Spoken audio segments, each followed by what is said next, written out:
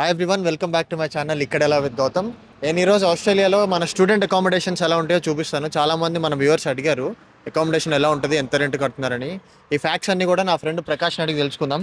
Hi bro, Australia ఎప్పుడు వచ్చావు bro? ఏ ఇయర్లో? 2022లో వచ్చాను, ఫిబ్రవరి 2022. లాట్రోబ్లోనే చదువుతున్నాను, ఇక్కడే ఆపోజిట్. ఓకే, సిగ్నల్ దగ్గరలే అని చెప్పేసి ఇక్కడే ఇల్లు పక్కనే తీసుకున్నా. Okay, yeah, fully furnished house చూపిస్తాను. ఎలా వచ్చింది ఇల్లు? ఇల్లు వచ్చేసి నేను సర్చ్ చేస్తుండే బ్రో, అంటే ఫ్లాట్ మేట్స్ అని ఒక అప్లికేషన్ ఉండే. ఫ్లాట్ మేట్స్ యాప్ లో నీకు ఇల్లు దొరికింది? యాప్ లో ఉండే, సో డైరెక్ట్ ఓనర్ త్రూ మాకు వచ్చేసింది ఇల్లు. ఓకే, సో ఇంతకు ముందు ఉంటుండే, ముగ్గురేం ఉంటుండే, సో ఇద్దరు కాల్ చేసి వెళ్ళిపోయారు. సో ఇది వచ్చేసి రూమ్ 1. దీంట్లో నేను ముందు ఉంటుండే 1040 దీన్ని rent like per month, fully furnished. ఇవన్నీ వార్డ్రోబ్స్ అవి ఇవి ఇస్తారు. వార్డ్రోబ్స్, పౌడర్ టేబుల్, ఇంకా డబుల్ బెడ్ ఇచ్చారు. డబుల్ బెడ్ అన్ని ఇచ్చారు, bills included. 1040 per month with bills. ఈ రూమ్ లో ఉండేవాళ్ళు. అంటే మనకి వేరే ఎలక్ట్రిసిటీ, వాటర్ బిల్, ఇంకా వైఫై అంటే మేమే కట్టుకుంటాము. కానీ ఇది ఈ రూమ్ వచ్చేసి ఉంటుండే. ఓకే, ఇంకొక ఇంట్రెస్టింగ్ క్వశ్చన్ బ్రో, నువ్వు ఈ రూమ్ కి 1040 అన్నావు కదా. జనరల్లీ మన వాళ్ళందరూ ఏ అసంప్షన్ లో ఉంటారంటే ఇంటి రెంట్ 2000 అనుకో, ఉండే వాళ్ళందరికీ ఈక్వల్ షేర్ వస్తుందేమో అనుకుంటారు. కానీ మీ ఇల్లు ఎందుకు ఇలా? సో బేసిక్ గా ఇది ఏంటంటే రూమ్ టు రూమ్ రెంటింగ్ ఇది. Room to room. అండ్ ఇంకోటి లొకేషన్, ప్రైమ్ లొకేషన్ బ్రో. యూని పక్కనే ఉంటది. అన్ని లొకేషన్ ని బట్టి రెంట్ ఉంటది బేసిక్ గా. ఇది పాత ఇల్లు అయినా కూడా అడ్జస్ట్ అవుతుంది, అంటే దగ్గరలో ఉంది కాబట్టి. అడ్జస్ట్మెంట్ మారు పేరు ప్రకాష్, ఏదో అట్లా నడుస్తుంది. సో వచ్చే వాళ్ళందరూ కొత్త ఫ్యాక్ట్స్ తో షాక్ అవ్వద్దు. పర్ రూమ్ కి చార్జ్ చేసే రెంటల్ ఫెసిలిటీస్ చాలా ఉన్నాయి. ఈ మధ్య అన్ని అందరూ చార్జ్ చేస్తున్నారు. ఇంకోటి మెయిన్ గా చెప్పాలంటే లొకేషన్ బ్రో. ఇప్పుడు వేరే దగ్గర ఉంటారు, కార్నర్స్ అవి సబర్బ్స్ అని దూరంలో ఉంటారు, అక్కడ రెంట్స్ తక్కువ ఉంటాయి అంటారు. బట్ నాకు తెలియదు, నేను ఈ లొకేషన్ ఉండడం వల్ల ఏమో నాకు కన్వీనియంట్ గా ఉంది ఉంటున్నాను. సో ఇక్కడ నేను ఫస్ట్ ఉంటుండే ఈ రూమ్ లో. సో ఒక రూమ్మేట్ ఖాళీ చేసినప్పుడు నేను కొంచెం తక్కువ, లైక్ స్లైట్ గా వేరే రూమ్ లో నేను ఇప్పుడు ప్రస్తుతానికి ఉంటున్నాను. అండ్ ఇంకోటి చూపిస్తా, ఇది రూమ్ 2. సో ఇది వచ్చేసి ఇక్కడ ఇంకో అమ్మాయి ఉంటుండే. సో ఇది కూడా సేమ్ రూమ్స్ అవి ఇవి ఉన్నాయి. ఇది జస్ట్ రూమ్. ఇక్కడ అమ్మాయి ఉంటుంది అన్నావు కదా, సో ఇక్కడ అమ్మాయి అబ్బాయిలు కలిసి ఉంటారు కదా నార్మల్ గా ఆస్ట్రేలియాలో. బేసిక్ గా ఇప్పుడు మనకి ఏంటంటే రూమ్ తీసుకుంటాం, ఇల్లులు ఐ మీన్ హౌసెస్ ఉంటాయి, మనం ఖాళీ వచ్చి మనం రూమ్ రెంట్ చేసుకుంటాం. ఆ తర్వాత దాంట్లో ఎవరు ఉంటారని ఎవరు పని వాళ్ళు, ఎవరు జాబ్ వాళ్ళు చూసుకుని వెళ్ళిపోవడమే అంతే. సో నీలాగా ఇంకో అమ్మాయి ఓనర్ కి రీచ్ అవుట్ అయితే ఆ అమ్మాయికి రీచ్ అవడమే బేసిక్ గా. ఇప్పుడు అయితే ఎవరు రాలేదు, కొంచెం రెంట్ ఎక్కువ అని చెప్పేసి చూస్తున్నారు. అండ్ ఐ డోంట్ నో, ఇంకా వస్తారని అనుకుంటున్నాను. ఓకే, సో రూమ్ 2 అయిపోయింది. వచ్చేసి ఇక్కడ రూమ్ 2 పక్కనే జస్ట్ బాత్రూమ్ ఇది. సో ఇది వచ్చేసి టాయిలెట్, షవర్. ఇప్పుడు ప్రస్తుతానికి అయితే ఒక యూజ్ చేసుకుంటున్నాను, కామన్ షవర్. బేసిక్ టాయిలెట్స్ వేరు, షవర్ వేరు, సెపరేట్ ఉంటాయి కొన్ని. ఇట్ డిపెండ్స్, ఇంకా ఒక్కొక్క ప్లేస్. మా ఇల్లు అయితే ఇలా దొరికింది. అండ్ ఇది వచ్చేసి మా లివింగ్ స్పేస్ అనా. ఓకే, ఇది మా లివింగ్ స్పేస్, అంటే హాల్ బేసిక్ గా. హాల్, టెలివిజన్, చిన్న చిన్న టాయ్స్ ఉంటాయి అవి ఆడుకునేటి. కాదనా, అది నేను ఆడుకునేటి అప్పుడు బోర్ కొట్టినప్పుడు ఆడుకుంటా. సో టీవీ ఉంది, అండ్ అక్కడ హీటర్ ఉంది అని అది పని చేస్తుంది. సూపర్ మాకు స్ప్లిట్ ఏసీ ఉంది. అవి టాయ్స్ నావి, అవి పక్కా చూపించు. ఆ టాయ్. సో బేసిక్ గా నన్ను అర్థం చేసుకోవడానికి, లైక్ సాడ్ ఉన్నప్పుడు ఇట్లా పెడతా, ఎవరైనా అర్థం చేసుకోరు. హ్యాపీ ఉన్నప్పుడు ఇట్లా పెడతా బేసిక్ గా. సో ఇప్పుడు కొంచెం అట్లా ఉన్నా కాబట్టి అట్లా పెడతాను నేను. జెండర్ రివీల్ యూస్ చేసే టాయిలెట్ ఎక్కువ ఉంది. జెండర్ రివీల్ కాదనా, అందుకే నువ్వు పిల్లలు ప్లాన్ చేస్తున్నావు అని అడిగా. ఇక్కడ నా గర్ల్ ఫ్రెండే లేదు, నడుస్తుంది అంతే. ఇది అగైన్ డైనింగ్ స్పేస్. నీట్ గా పెట్టుకుంటా, ఉందో లేదో తెలియదు, బట్ నీట్ గా అయితే పెట్టుకుంటా. సో ఇది వచ్చి ఇంకొక క్వశ్చన్, డిఫరెంట్ పీపుల్ ఉంటారు కాబట్టి మీరు కుకింగ్ షేర్ చేసుకుంటారా? డిష్ వాషింగ్ టైం టేబుల్ ఉంటుందా? నువ్వు ఈ రోజు కుక్ చేయాలి, నేను ఆ రోజు అని అట్లా ఉంటుందా? సో బేసిక్ గా అంటే ఒకటి చెప్తా బ్రో, ఇక్కడ లైఫ్ ఎట్లా ఉంటుంది అంటే నా ఎక్స్పీరియన్స్ ప్రకారం. సో నాకు ఒక ఫ్రెండ్ ఉండేది ముందు ఇక్కడ. సో మేమిద్దరం కుక్ చేసుకుంటుండే, కానీ ఇప్పుడు ఈ సిచ్యువేషన్స్ వేరే తన జాబ్ ఏదో వచ్చేసినది. So she vacated. ఆ తర్వాత కుకింగ్ అనేది మేము కుక్ చేసుకుంటుండే ఇద్దరం. ఇంకో ఆమె అదర్ గర్ల్, తను వచ్చేసి ఎక్కడో ఉంటుండే, క్లేటన్ లో ఉంటుండే తన ఫ్రెండ్స్ తోని. సో ఎప్పుడో ఒకసారి విజిట్ ఉండే. సో బేసిక్ ఇద్దరమే ఉంటుండే ఇంట్లో కుక్ చేసుకుంటుండే. అండర్స్టాండింగ్. అండ్ ఇంకా ఇండిపెండెంట్ లైఫ్ బ్రో. ఎవరికి వాళ్ళు చూసుకోవడం అంతే. ఎవరి జాబ్స్ వాళ్ళకి డిఫరెంట్ టైమ్స్ లో ఉంటారు, ఒకళ్ళు ఇంట్లో ఉంటే ఒకళ్ళు ఉండరు. రైట్. ఇంకోటి యూని అయిపోయింది, యూని అయిపోయిన వాళ్ళు సెపరేట్ అయిపోయి వెళ్ళిపోయారు. ఇది మా కిచెన్. సో ఇప్పుడే రైస్ పెట్టుకున్నాం. ఏదో అన్ని మా ఓనరే ఇచ్చారు బ్రో, ఓనరే ఇచ్చింది మొత్తం. So microwave, fridge, just luggage, ఒక బ్యాగ్, ఒక పెద్ద బ్యాగ్ అండ్ అంతే నా సామాన్లు. సో ఇది కిచెన్ వరకు. అండ్ ఇంకోటి ఇప్పుడు చూపిస్తాను. ఏదో కనిపిస్తుంది నాకు ఇక్కడ. అదా, అది మొన్న నేను తాగనన్నా, నేను ఆల్కహాలిక్ కాదు. ఇది ఇంకో అమ్మాయి. సో ఇది యాక్చువల్గా నేను కొంచెం రెంట్ తక్కువ దీనికి, $900 దీనికి. అక్కడ 1040 కడుతుంది. 2 years వరకు 1040 కట్టినా.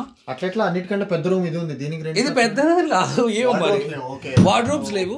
అండ్ ఎంత ఇంక ఇప్పటి వరకు అయితే ప్రెసెంట్ నా రూమ్ ఇది. ఏదో అలా సెటప్ పెట్టుకున్నా అట్లా పెట్టుకున్నా, ఏం చేస్తాం. వీడియో కోసం రెడీ చేసుకున్నావా? రోజు ఇంత పెట్టుకుంటాను, వీడియో కోసం ఏం లేదు, రోజు ఇంత పెట్టుకుంటా, లేకపోతే గలీజ్ కనిపిస్తుంది. హీరో హీరోయిన్ క్యారవాన్స్ అని నేను ఊరికే అనలేదు. మనోడి దగ్గర ఎన్ని పర్ఫ్యూమ్స్ ఉన్నాయి చూడండి, అన్ని ఆల్మోస్ట్ అన్ని బ్రాండ్స్ అయితే కవర్ చేసాడు ఇక్కడ, అన్ని అయిపోయినాయి. ఎవరైనా మందు బాటిల్ కలెక్షన్ పెట్టుకుంటాడు, మనోడు పర్ఫ్యూమ్స్ కలెక్షన్ పెట్టుకున్నాడు. ఏదో అట్లా పెట్టుకున్నాను. గ్రూమింగ్ బాగా ఇంట్రెస్టా? సెల్ఫ్ హైజీన్ కాదు, పెట్టుకుంటా అట్లా, నాకు నేను మంచిగా చూసుకుంటా, కొంచెం బెటర్. అబ్జర్వ్ చేస్తున్నా, సెల్ఫ్ హైజీన్ అన్ని బాగా ఎక్కువ చేసుకుంటారు. ఏదో చేస్తున్నా అన్న, ఇంకా నడుస్తుంది. అండ్ ఇంకొకటి, సో నేను నా క్లోత్స్ డ్రై చేసుకుంటా. ఓకే. ఇక్కడ వాషింగ్ మెషిన్ ఉంది, washing machine, laundry area. Laundry area ఇవన్నీ కూడా ఓనరే ఇచ్చాడా? అన్ని ఓనరే, ఇక మాకు ఇంకేం మేము తెచ్చుకోవాలి అంతే. ఓకే.